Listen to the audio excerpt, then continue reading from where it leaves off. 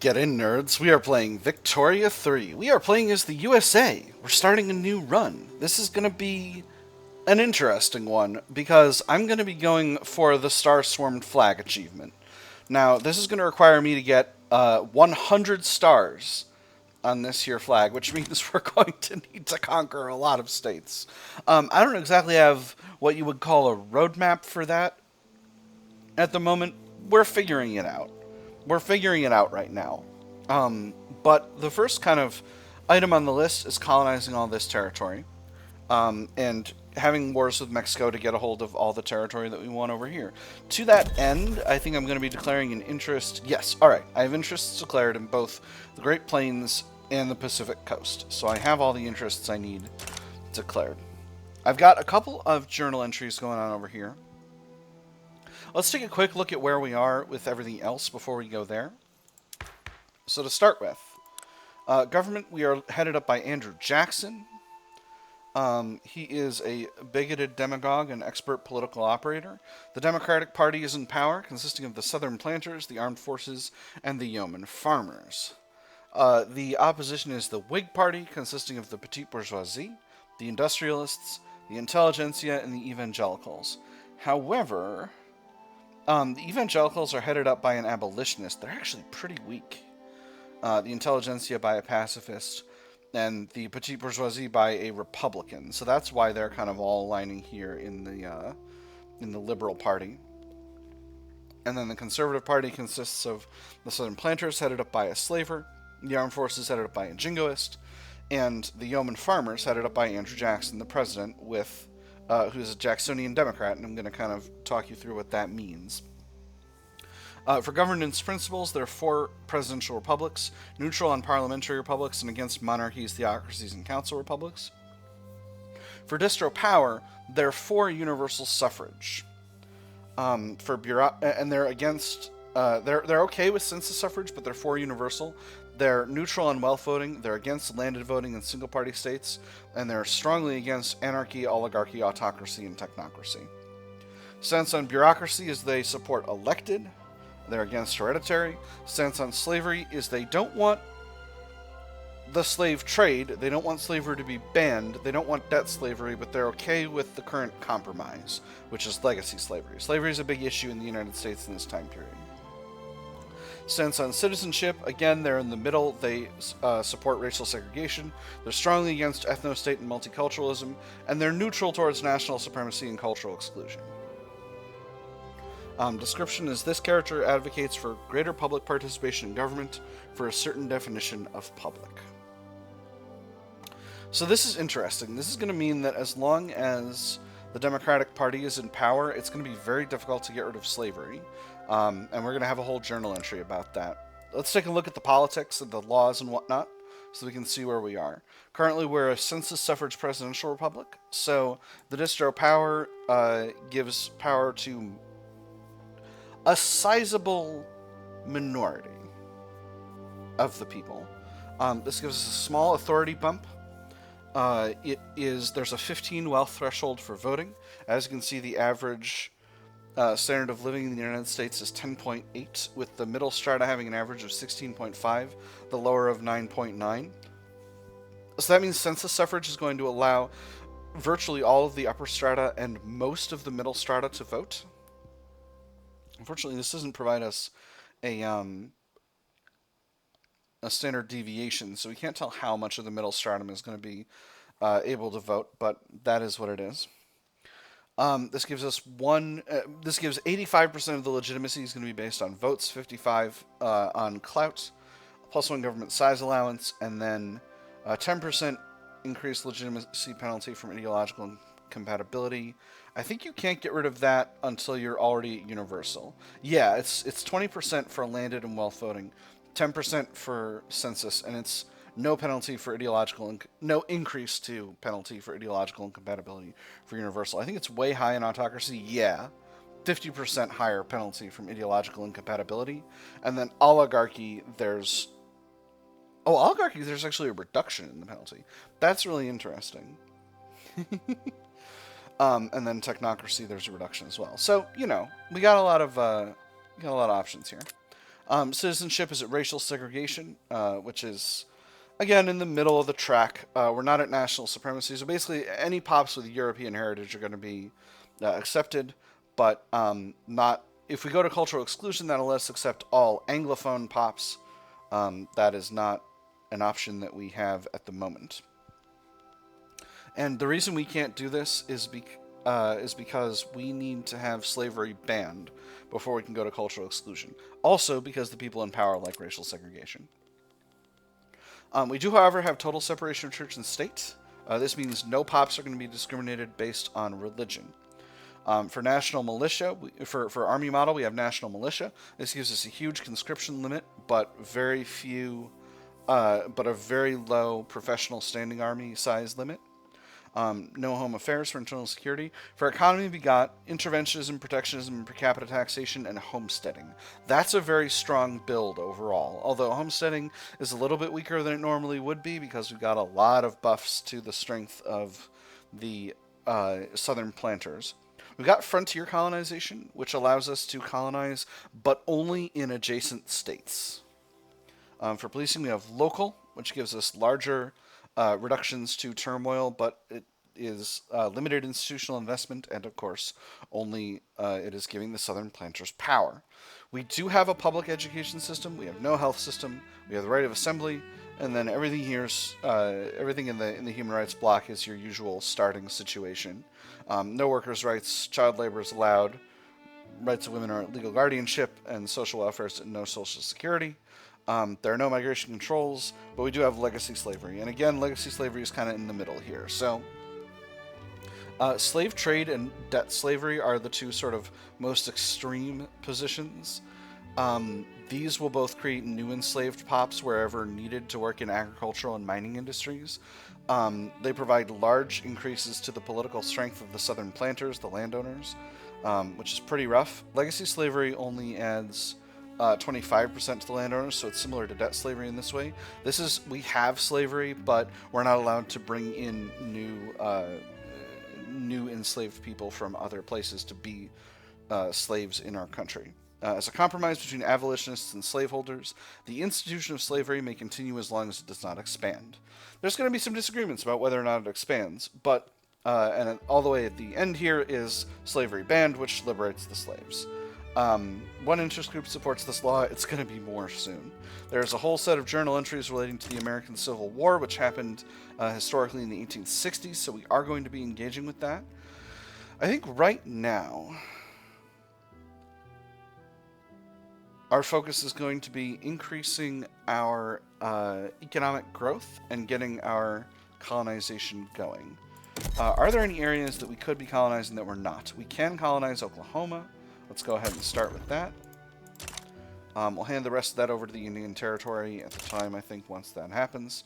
And once we got access to Texas here, we'll probably start colonizing there as well. Let's take a quick look at our institutions. I cannot now increase colonial affairs, so I'm not going to worry about that right now. Next, we'll stop over at tech. We've got a very good position technologically compared to many other countries. We are doing really, really solid. We've already got railways, Atmo pump engine, and mechanical tools. We've already got intensive agriculture. Oh, that's wonderful. And we're close on the heels of water tube boiler. So this is very good. We've got all the basics and even some of the advanced ones set up already. We don't have mechanical workshops yet, so that's something we can definitely look into. But this is a really strong starting point. For military, we're similarly at a really strong standing point. We have all the baselines that we need. We have percussion cap, we have general staff, we have Napoleonic warfare and army reserves. So we've got all of the basic military things we require in order to be a functioning modern army.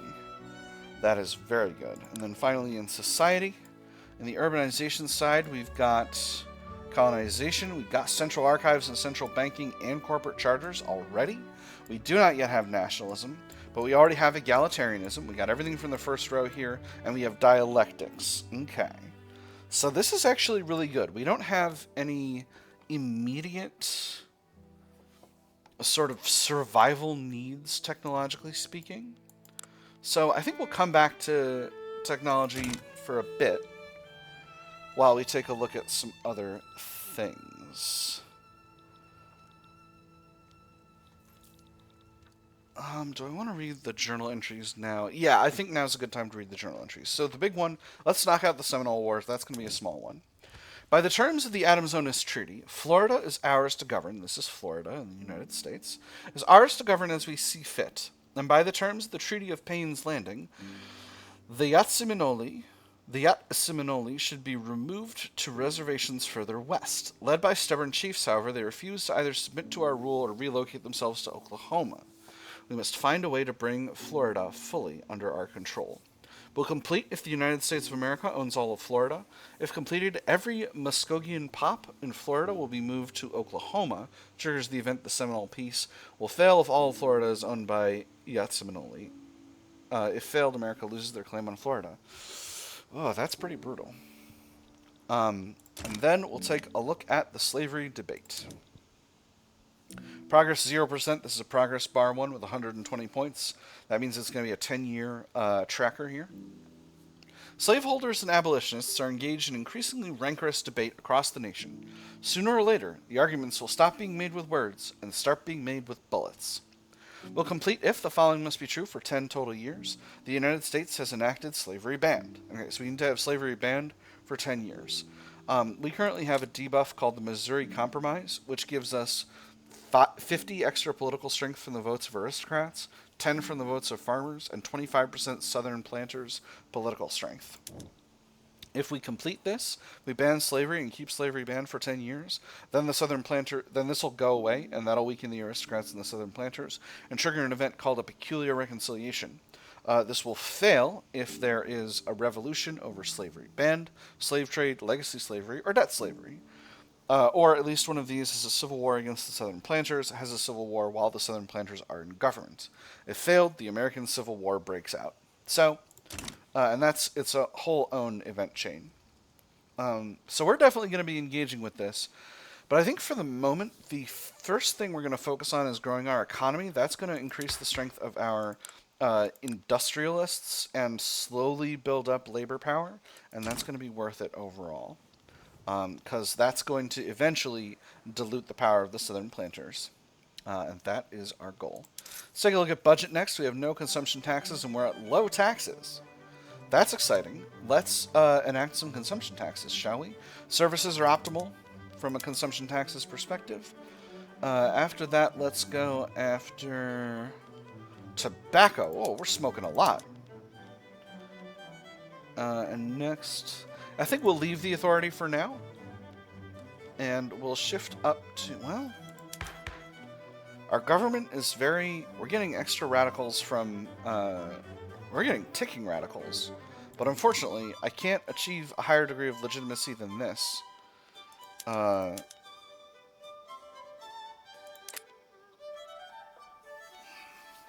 This is going to make interest groups in the opposition very upset. And increase enactment time. Oh, that's really rough.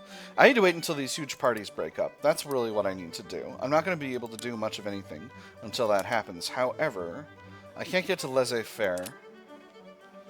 Elected bureaucrats is just fine. This is strengthening the petite bourgeoisie, but that's completely fine. Local police force. Everyone would, except the Southern planters, would prefer a dedicated police force. But the Southern planters are very powerful and dirty jerks. And they will try to coup the government if I allow them to. Oh, I haven't looked at our country-specific ideologies yet, so I should look into that. Except for Jacksonian Democrat. But these guys will coup the government and turn it into an autocracy if I get scrappy. So we'll need to do some work first. Country-specific ideologies, we have a few. The yeoman farmers have something called Jeffersonian.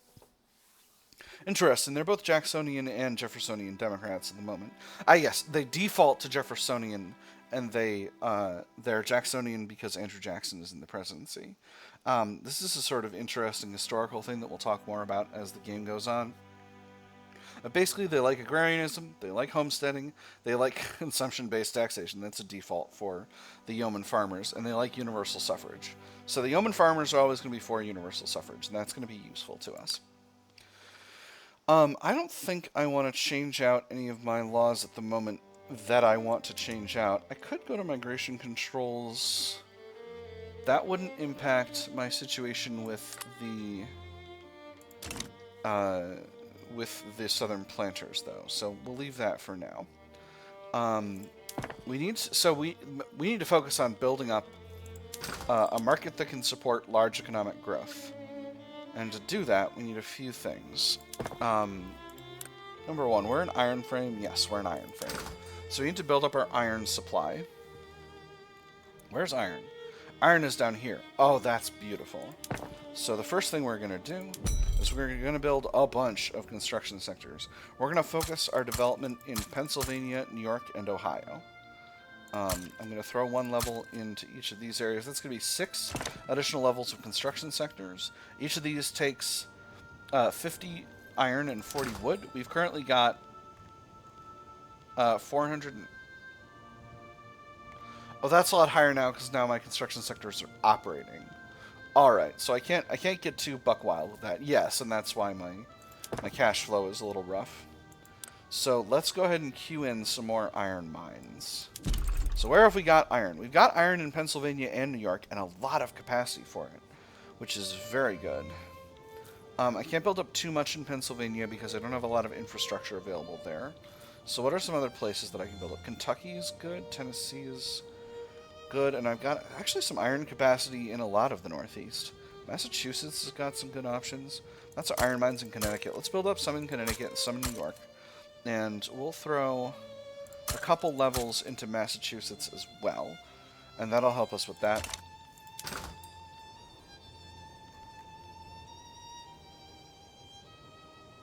Can we get... There are a lot of places. I think the private sector will build the coffee plantations that we need. So what this is telling me right now is that from a technological perspective, our focus needs to be on getting water to boiler, because that's going to make our mines more efficient, and then we'll do nitroglycerin after that. How are our farms? Do we have any fertilizer plants? I do have fertilizer plants. So how's the fertilizer situation? We're getting most of our fertilizer...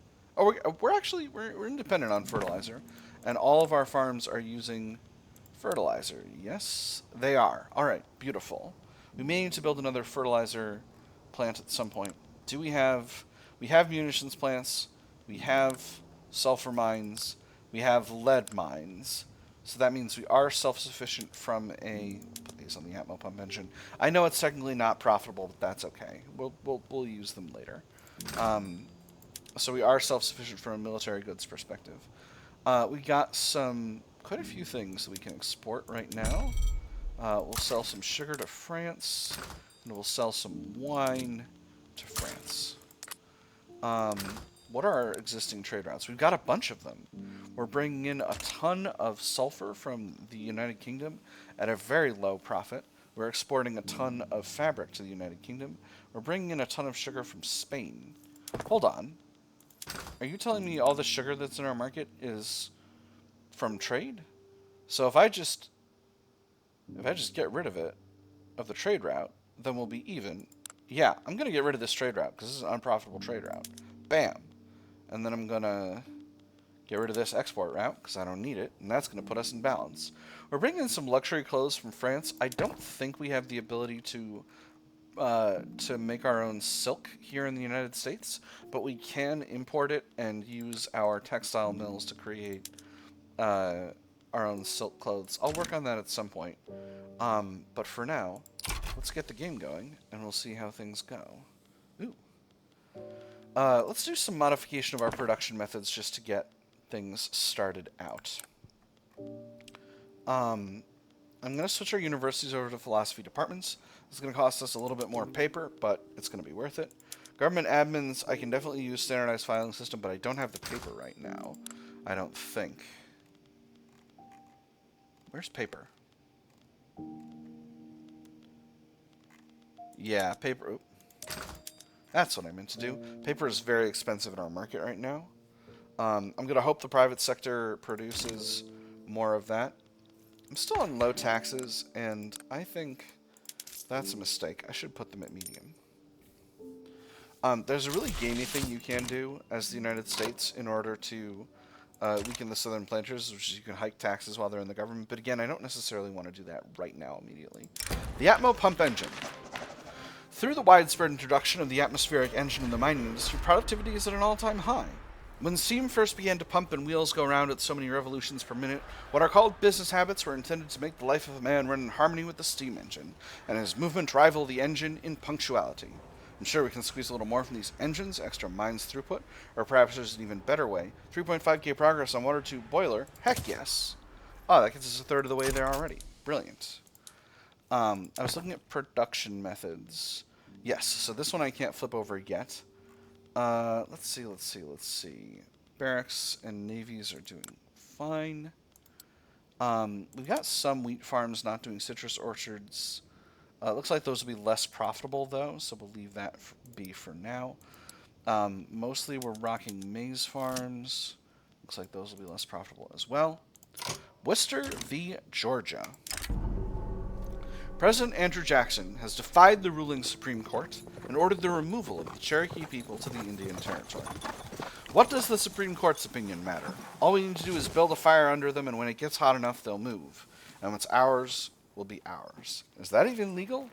Adds the Indian removal to the Journal of the United States. All right, so let's take a quick look at this. This is an historical case that happened where Andrew Jackson, the Native Americans went to the Supreme Court and were like, you and I have a treaty. You can't just kick us out of the land that you agreed we own. And Andrew Jackson was like, how about I do anyway? Why do I have a Navy company? Get out of here. I don't want that. I'm gonna get another company, but it's gonna be a minute. So we'll look at this. The Indian removal. Settlers want the Cherokee Nation to vacate coveted land. The President, in defiance of the Supreme Court, has ordered that the Cherokee Nation should migrate to the Indian Territory in the West. Well, complete if at least one of these, the United States has enacted no colonial affairs. Cherokee is not discriminated against in the United States of America. No Cherokee pops remain in the United States. If completed. If the Indian removal is not prevented, the Cherokee people will be forced to migrate at great loss of life. So this is going to be brutal, but again, we don't really have the ability to prevent it and still accomplish our goals. And unfortunately, they are going to be casualties of American ambition. Ah, Santa Ana is captured. Excellent. So this means Texas is no longer in the war, and I think if we can get relations with them up to good, we can annex them, and that will be rad. Let me see if because we got a bunch of journal entries. Okay, let's add these in. I didn't. I'm still in my playing bad arc here apparently. So let's take a quick look at the Oregon border dispute and Texan statehood. Texan statehood. We observe the conflict between Mexico and Texas with great interest. Should the Texan Republic emerge triumphant, which it now has, we should try to sway them towards joining our righteous union. We'll complete if relations between Texas and the United States are greater than or equal to 20, and Texas is at peace and not the subject of another nation. If completed, Texas will decide whether to accept U.S. statehood. And then the other one is the Oregon border dispute.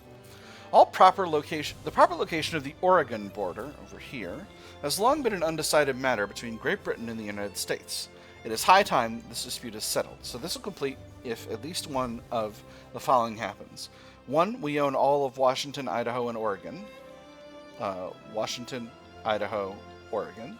Or, we have an interest in the Pacific Coast. We've discovered the Oregon Trail by mapping the American Western frontier. And we own all of Montana here and Wyoming here. And relations between the USA and Great Britain are greater than or equal to 20. And then Britain gets the event the Oregon border dispute. Basically, that'll let us peacefully get these 3 states here. So that'll be nice. Let's go ahead and make some friends abroad before we get too far into things.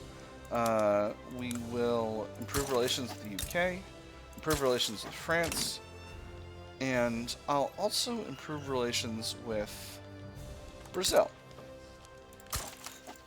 For now. Oh yeah, I need to pick a new company. Let's see, I'm just going to quickly walk through these quietly and see if there's... I'm going to call out basically anything with a benefit that looks like it'd be really useful to me. Extra infrastructure is always nice. Loyalists from standard of living increases now. That's solid. I would like that a lot. Not a lot. Ooh, colony growth speed, but it's tobacco plantations and sugar plantations. And they need to be quite productive. I still think we might be able to do this. Having colony growth speed is really nice. So let's go ahead and start this, and let's try and export some tobacco, because we've got a ton of that. Just a ton. Only Russia wants to buy our tobacco. I'm going to set this to encourage exports. Diplomatic ties to Russia lost. A tragedy. Let's declare an interest. Oh my gosh, we don't have any interests declared in Europe. Well, that's not going to be great. Let's declare one in North Germany for the moment, and we'll get going when we get going. So, a trade agreement with France? Absolutely. I would love that. South Andean mass immigration. Oh, large numbers of South Andean people have begun migrating from South Peru to Illinois. I do want to draw your attention to a couple of unique situations we've got. DC, the District of Columbia, has... It's the capital. It would be funny if it started unincorporated. Has a special building called the White House. You can see it's a lot smaller in Victoria 3 than it is normally. This has a production method that increases government admin throughput. This will basically, it's staffed entirely by bureaucrats, and this will allow us to build up absolutely enormous government admin in DC. We also have a special Statue of Liberty. Wait, do we not have the Statue of Liberty yet? We don't, but we can build it. And this will give us 75 prestige and 25% migration attraction. How do we get this? We need to have steel frame buildings. Alright, so that's going to be a goal. Construction sectors are getting built in good time. Let's increase the speed to 4. Which attitude increases with various European powers. Is Spain a real country? Hey, you. Be my rival. The Clay Proviso, District of Columbia.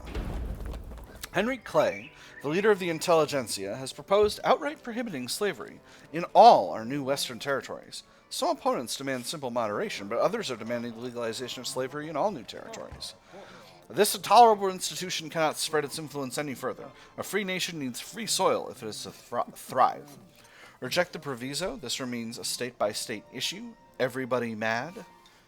Accept the proviso and abolish slavery in the West. Southern planters mad. A lot of other people happy. Or reject the proviso and expand slavery in the West. Southern planters happy. Trade unions, evangelicals, and intelligentsia mad. I'm going to accept it.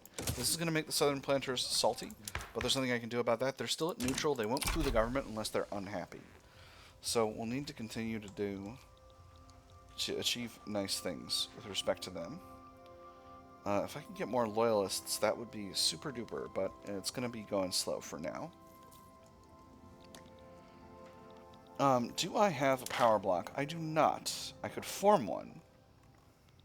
It would be fun if I formed one, but I'm not gonna for now. Because I'm not yet in my kind of goblin mode, hyper expansionist state of affairs yet. We are about to have a border with Texas, which means we can start colonizing there. Hey, Texas, let's... I'm gonna throw cash at Texas. Spain declared a rivalry on us back. That's just fine. Sweden, you're a good rival.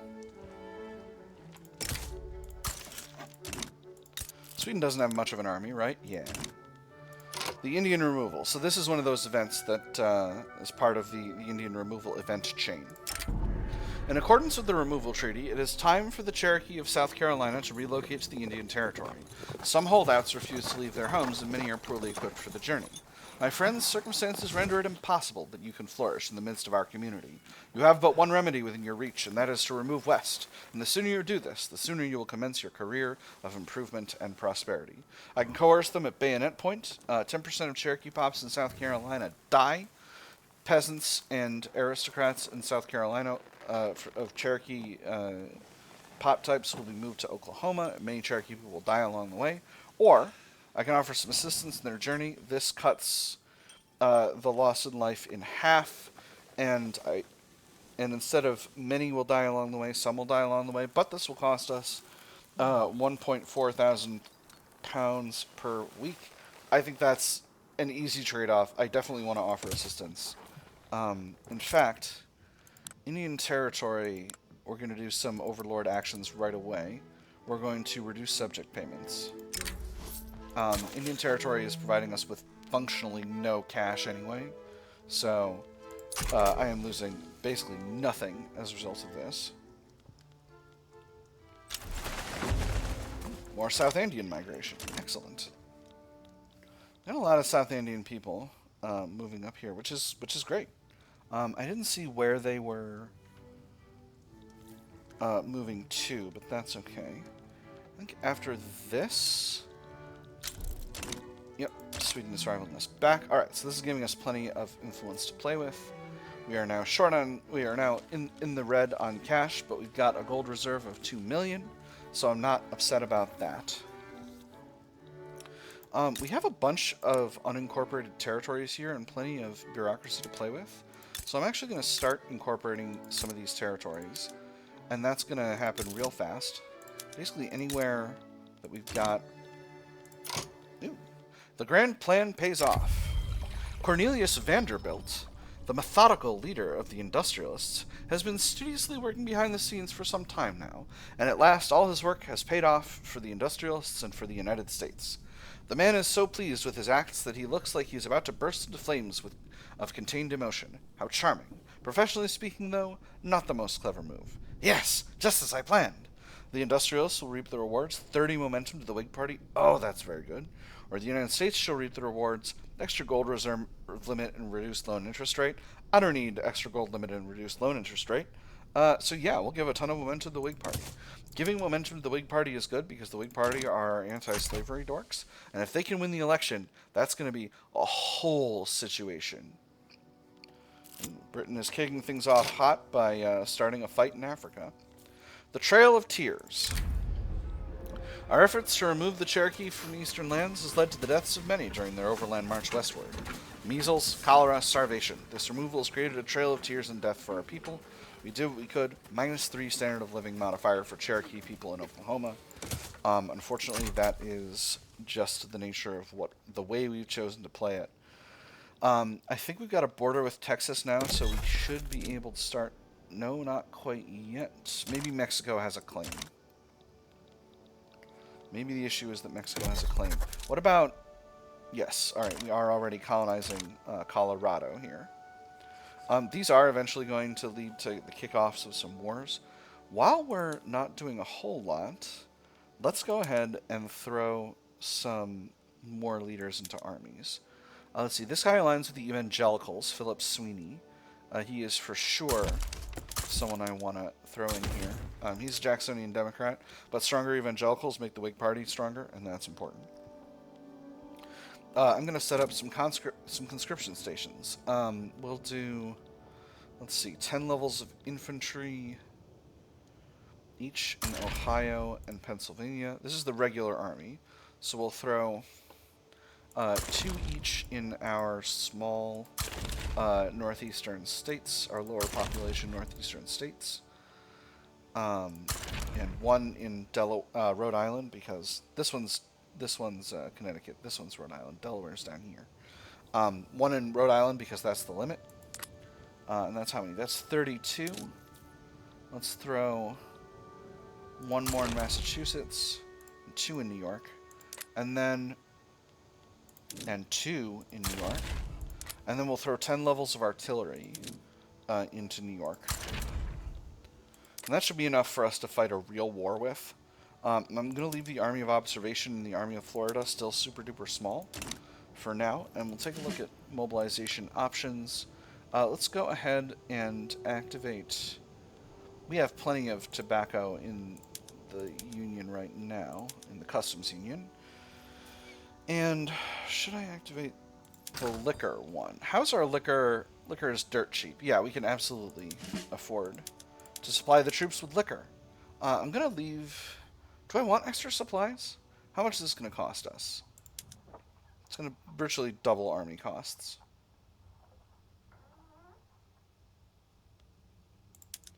I think it's worth it. I think it's worth it for that 10% strength. Again, hoping not to fight a civil war, but if we fight a civil war, that'll be what it is. It's looking like the Whig Party might win, so we might actually be in a really good place overall. How's the market? Because that's the thing we're primarily looking towards. Yes, we have iron mines running. We're going to need to build more fertilizer plants and paper mills. The paper mills of the South. No one's going to get that. If you get that, you're a hero. Pennsylvania is already short on infrastructure. That's unfortunate. Let's throw 1 level in Ohio and 2 levels of fertilizer plants in Indiana. And then for paper mills, we'll throw... Where are they? They're mostly in New Jersey and New York. Oh, interesting. Let's put a couple levels in Michigan. And we'll increase the number of levels in New Jersey and New York by a couple each. And that should be fine. And I think after that, we'll go ahead and throw more iron mines in here. Let's start putting some iron mines in Michigan and Wisconsin. Wisconsin doesn't have a lot of labor available, but there will be more. All right. The time of Andrew Jackson as a ruler has ended. Daniel Webster is the new president of the United States. Oh my goodness. It's Daniel Webster. That's very funny. All right. Hooray! I can't get a legitimate government. I'm gonna have to drop taxes. Oh, that's a real shame. But it is what it is. It's what I have to do. Yes. Unfortunately, tax is down. Alright, so this means I need to throw some consumption taxes in here. Really, I guess coffee's the main one. And that's going to help us a little. Seem to have... Maybe I made a mistake with my political situation. Nevertheless, we must forge forward. The southern planters are big salty, but this has completely changed the situation in America. I'm going to need some time to think about how to deal with this situation going forward. But for now, I think I'm just going to let the episode be. Things are spicy already with a surprise electoral win for the Whigs in 1836. This heralds changes for the country. And we'll get into all of the wild and excellent happenings next time. But for now, I've had fun. I hope you all have had fun. And I'll see you on the other side.